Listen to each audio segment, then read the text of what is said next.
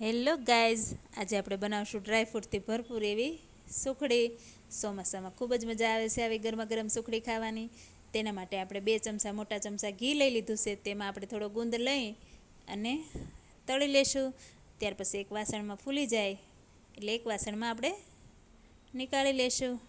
જો આ રીતના આપણે એકદમ ફૂલી ગયો છે, વ્હાઈટ વ્હાઈટ થઈ ગયું છે, તો આપણે બધો ગુંદર ઘીમાંથી બહાર કાઢી લીધો છે.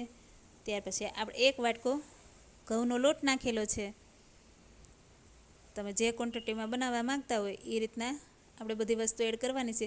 જો તમને ઘી ઓછું લાગતું હોય તો 1 ચમચો વધારે ઉમેરવાનું છે.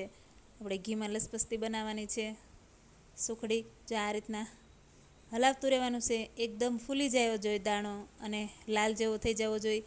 એ રીતના જો કિલો હલકો એવો લોટ થઈ ગયો હોય એ રીતના શેકવાનો છે લોટ ધીમા ગેસે. ત્યાર પછી લોટ શેકાઈ ગયો છે તો ડ્રાયફ્રૂટ નાખશું. કાજુ છે, બદામ છે, કોપરું છે છીણેલું, કિસમિસ છે અને ગુંદ આપણે તળ્યો છે તે એડ કરેલું છે. બધું સારી રીતે મિક્સ કરી લેશું. જો આ રીતના આપણે બધું સારી રીતે મિક્સ કરી દઈશું. ત્યાર પછી આપણે ગેસ બંધ કરી દઈશું અને જેટલો લોટ નાખ્યો હોય તેનો અડધો આપણે ગોળ એડ કરશું.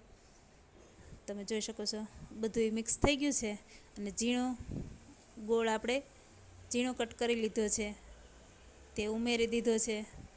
બંધ ગેસમાં જ આપણે બધું હલાવશું એટલે ગોળ ઓગળી જશે અને સોફ્ટ એવી સુખડી આપણી રેડી થશે. જો આ રીતના પછી એક થાળીમાં ગ્રીસ આપણે ઘી નાખીને ગ્રીસ કરી થાળી કરી લેવાની છે રેડી. તેમાં આપણે બધું બનાવી છે સુખડી તે ઉમેરી દેવાની છે. ત્યાર પછી આપણે સરખી સેટ કરી લેશું.